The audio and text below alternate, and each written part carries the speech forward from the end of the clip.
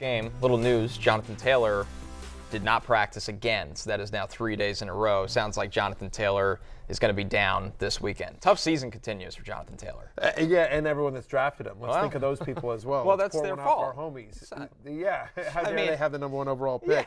Yeah, obviously really frustrating here, but Deon Jackson should get the majority of work here. Like, you know, he's averaging 110 total yards, 7 receptions per game in the games in which he's seen meaningful work as well. And so, I mean, Deon Jackson, to me, look, you don't love the matchup against New England, but with no Nyheim Hines and Jonathan Taylor not practicing at all this week, looks like Deon Jackson, once again, is a locked-in top 20 play this week. Yeah, Absolutely. It's not like they're going to set Sam Ellinger free against Bill Belichick. He'll be in his Sam Ellinger cage, and it will be the Deon Jackson show. Yeah, I mean, Matt, and what's nice about Jackson is that we saw, now, it was under Matt Ryan when he got those 2 starts in weeks 5 and 6, but he was a nice pass catcher. And so he's somebody that doesn't need to come off the field no matter what the game script is.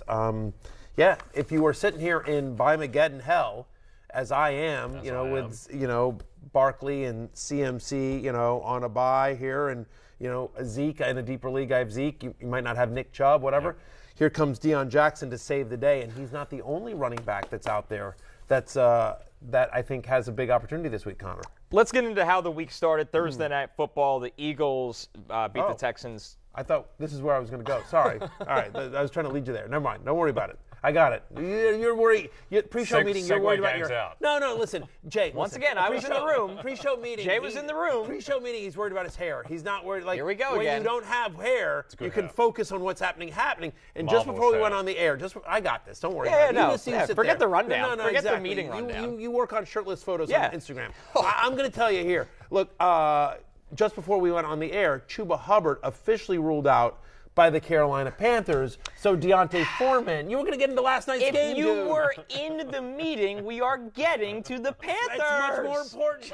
We just did DJ to PJ. We're already in the Panther mode. We just wanted to make the shirts for you. We like starting off to get you in a good mood for the show. I'm in a great mood. I know. Until you ignored the breaking massive Chuba Hubbard news. Yeah, America. Exactly. For the love of God. Anyway. Fine, you want to get there? Oh, fine. Never mind. Forget I said anything. I don't care about the rundown. Apparently we're getting the there. Texans instead. Yes, now we get to talk about the Texans, the high-flying Texans against the Eagles.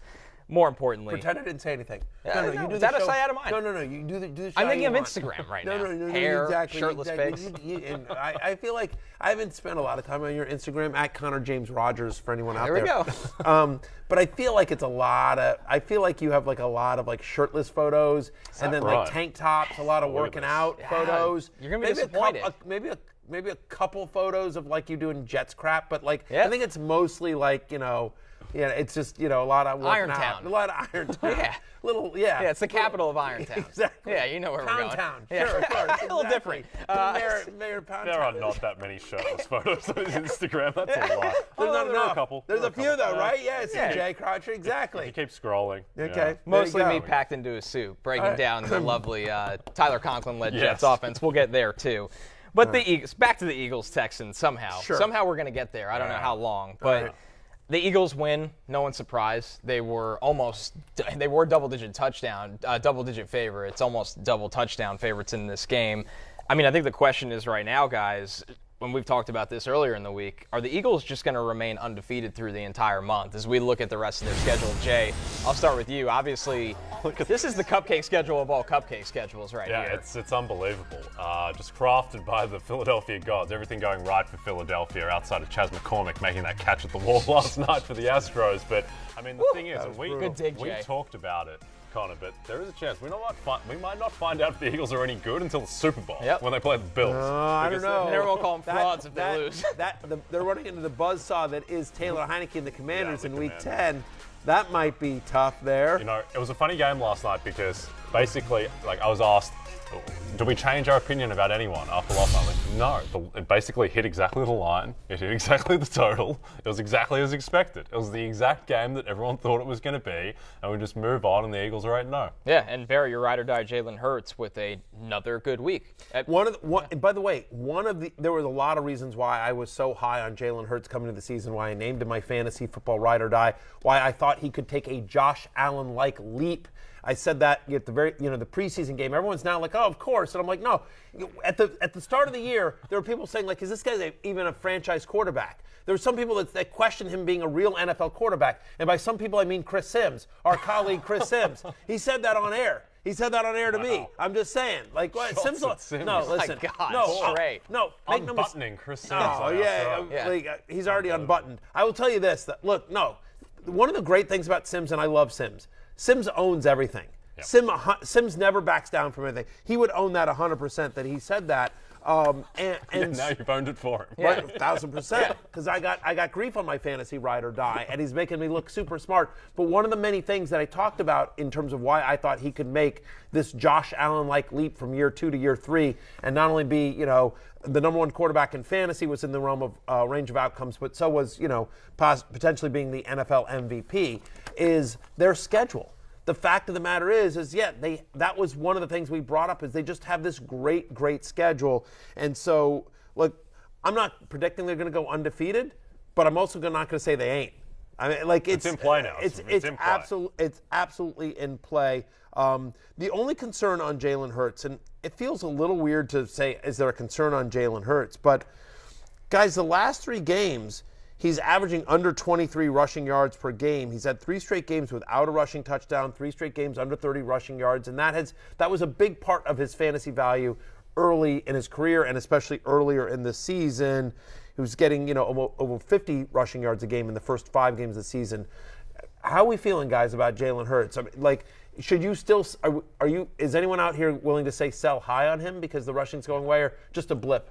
I just feel like he hasn't had to run, right? They're such a high-powered offense that the only way you could even keep up with them is if you try to run against their defense without Jordan Davis on the field, which was the big difference. That eats away the clock, so a little less offensive time. So, I mean, Jay, he's the NFL Offensive Player of the Year favorite right now, courtesy of our friends at BetMGM. Do you think he's worthy of those odds, and pretty drastic odds at the top of the board? Yeah, I don't believe that he's worthy of those odds, Connor. I don't think he should be the favorite. I mean, he's going to end up with less passing yards than Josh Allen, less rushing yards than Josh Allen, less rushing yards than Daniel Jones, probably. So, look, I get the idea that you want to reward the Eagles, and Allen probably gets MVP, so let's give Jalen Hurts an award, but it doesn't really work like that. I was going to ask, is that actually a real impact? No, it doesn't. And when quarterbacks have split these awards previously, but it would always be like Brady or Manning wins MVP, and then Drew Brees setting records wins Offensive Player of the Year. Jalen Hurts isn't setting any records statistically. His team is excellent. I think he's in the mix for MVP. I'd still favor Josh Allen, but I think Tyreek Hill should be the favorite for that award. He's on pace to break the receiving yards record. And I think Derrick Henry, who's plus 3,000, he should be the second favorite. So I wouldn't be touching Jalen Hurts. I'd be going further down the board. Yeah. All right. Will you use promo code Barry when you do that at BetMGM? Well, I'm already signed up, so free. I can't. But if I could re-sign up, then I would. What about your wife? My wife? You have 3 kids. Yes, you do have 3 kids. She can sign up using promo code Barry. That's all I'm asking. Maybe I'll get her to place a little Derrick Henry Offensive Player of the Year. There you go, exactly. Welcome to America, Sophia. Yeah. Derrick Henry, OPOY. This is what we do. This is how we do things here. Yeah, exactly. We look for value on the odd board. Dallas Goedert, the highest scoring player in this game. 9 targets, 8 catches, 100 yards, 24 fantasy points. Goedert right now is just on a torrid pace, and an offense that it feels like him and A.J. Brown, the consistency they bring is just phenomenal for fantasy. So he led, to your point, he led the team in targets well, over 24 fantasy points here for Dallas Goedert. And like the tier of fantasy tight ends right now, right? I mean, it is Andrews and Kelsey and Andrews, but Goedert is in that very next tier, that Hawkinson, that T.J. Hawkinson tier, that I think George Kittle's in that range now as well. Like he's right there in that next tier. Like you'd rather have Goedert than Darren Waller, I think, for the rest of the way, like in terms of what we've seen. And so, one of the concerns here is that because they're so effective at running the ball and because they're so good at playing defense, the Eagles are, like it doesn't feel like there's room for 3 viable pass catchers every given week. A.J. Brown's always going to get his, so it sort of feels like it's either a Goedert game or a Devontae Smith game. And obviously last night it was a Dallas Goedert game. Yeah.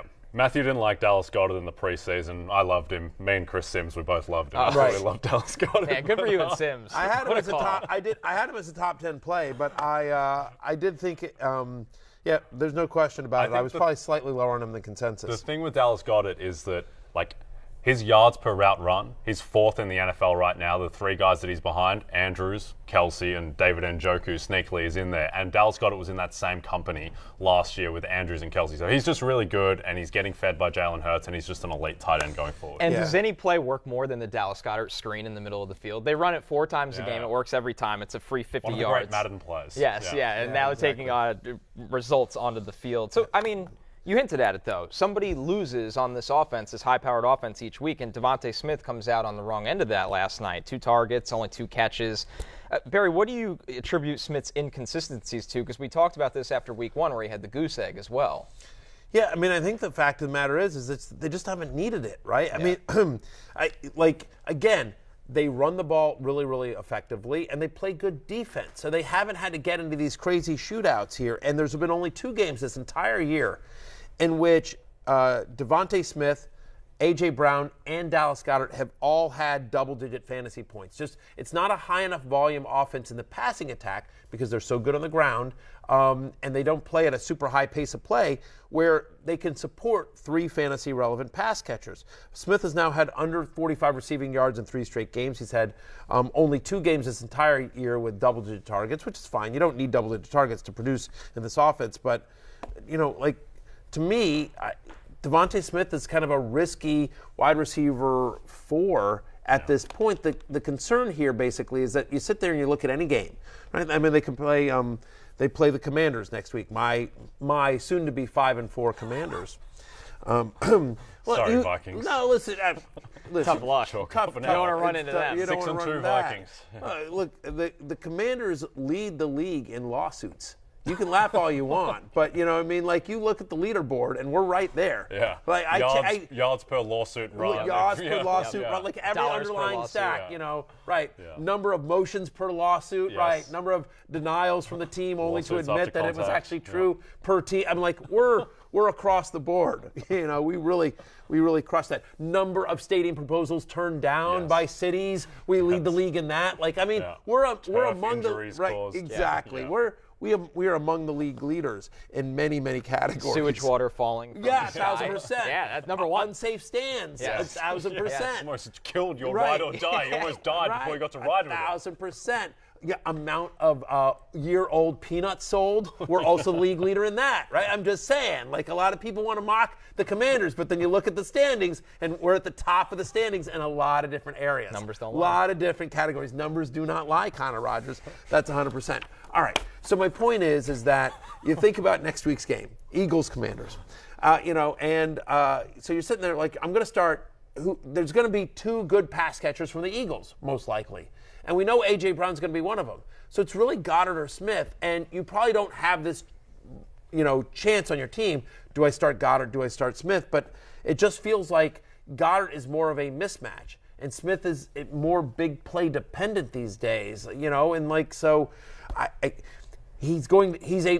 a much better NFL piece for the Eagles because he's a good wide receiver. He's a good piece for him. Than he is a consistent fantasy force. I think he's a wide receiver for going forward. And I think it just sort of depends on the matchup. He's not somebody that you feel great about starting in a given week. And he would like to remind everyone, the PG version, he does not care about your fantasy team, Devontae Smith. Yes. Mm-hmm. What do you think that F stands for, Jay Croucher? Yeah, I don't know. Yeah, fudge.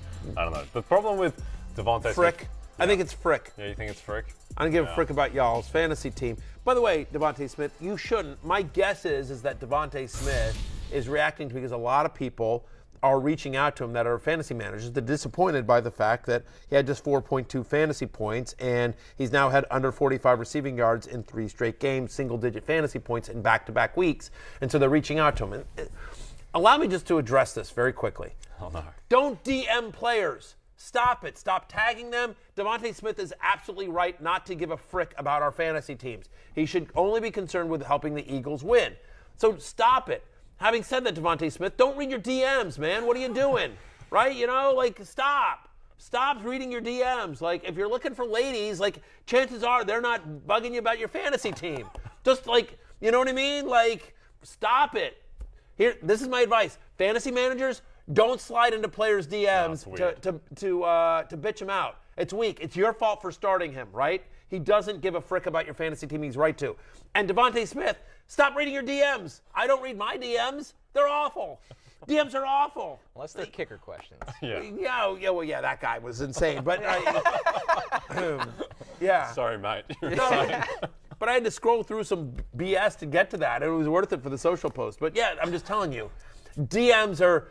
Listen, it's basically like the DMV, DMs, and then hell. Those are like the three worst places on earth. It's a strange hierarchy of the world, but okay. Tough scene for DMs. Yes. One more impact player on the Eagles offense from last night, Miles Sanders, who's having a career season here. Yes. I'm friends with a couple of women that are Instagram models, and we sometimes flex of the century. No, it's Flex Friday. Flex of the century. No. Whatever. My point is the reason I bring that up is because we will laugh.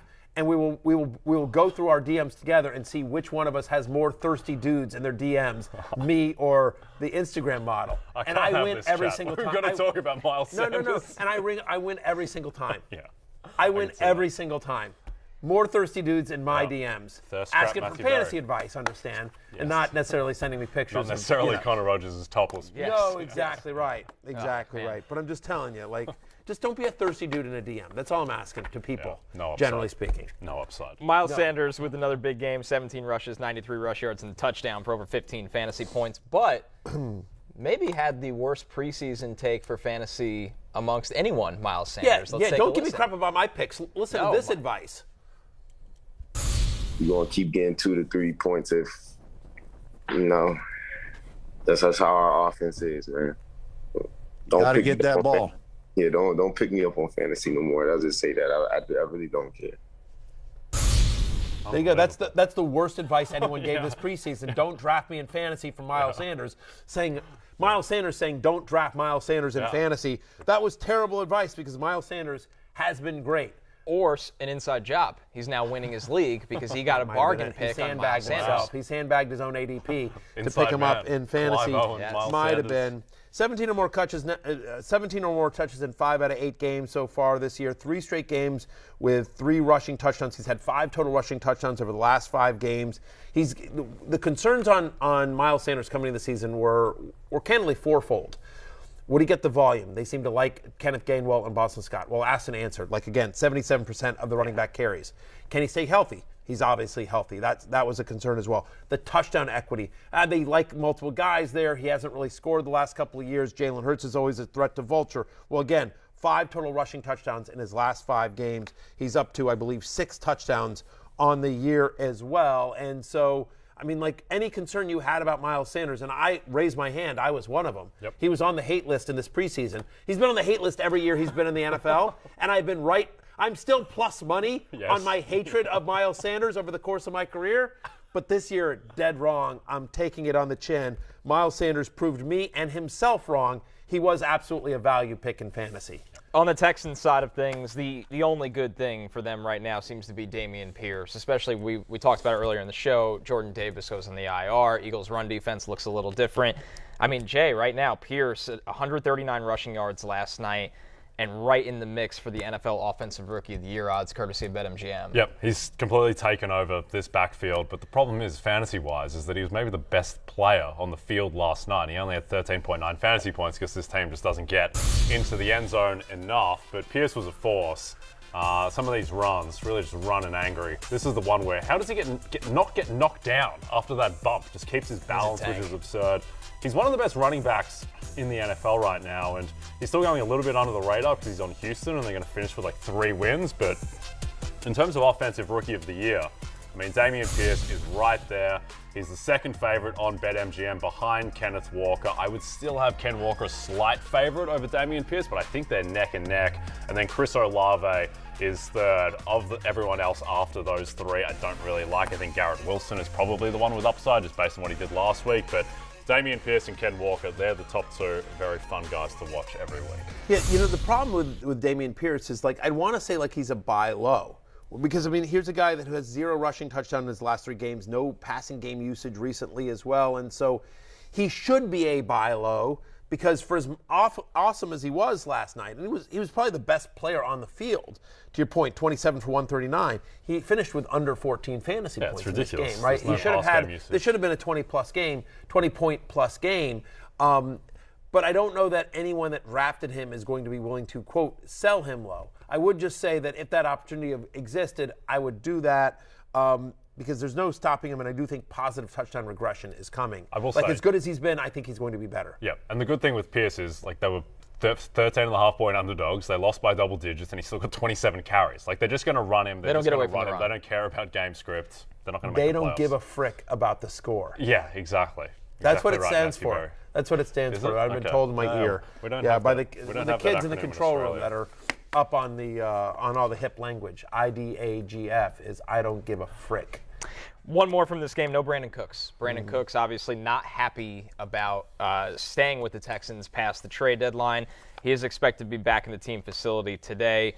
I mean, what are you doing with Brandon Cooks right now? It's kind of hard to rely on him at this point, even as probably a flex player. Yeah, I think you have to hang on to him just because of the talent there. I did an event once with Brandon Cooks, so I don't want to say I know him well, but I spent a day with him. It was this fan thing, and I will tell you that just for whatever it's worth for spending one day with a guy, I thought he was awesome. And by the way, what you hear about him, just a total professional, a really genuine, sweet, thoughtful guy, you know what I mean? And so he sort of tweeted some version of this, I'm paraphrasing, but it's just don't mistake kindness, for weakness, that kind of stuff. So, you've never heard a bad word about Brandon Cooks as a teammate or as a professional in the league. And so, my guess is that he, puts his head down and goes out and just tries to be what he has been throughout his NFL career, which is a total professional, and try to do the best he can. But it's clearly there's some bad blood there between him and the Texans, but they're not budging. They're not releasing him. They don't have a lot else in there. And so my guess is that, they'll try to hopefully figure it out. I can't imagine trading him because what are you going to get for Brandon Cooks at this point? The upside of Brandon Cooks getting right is just more than whatever you'll get in a trade. Yep, no, 100% agree with that. And Texans, this season's not over. Your season's never over in the AFC South. So, they'll want to get him out there to evaluate Davis Mills, if nothing else. Hey, it's Matthew Berry from NBC Sports and RotoWorld.com.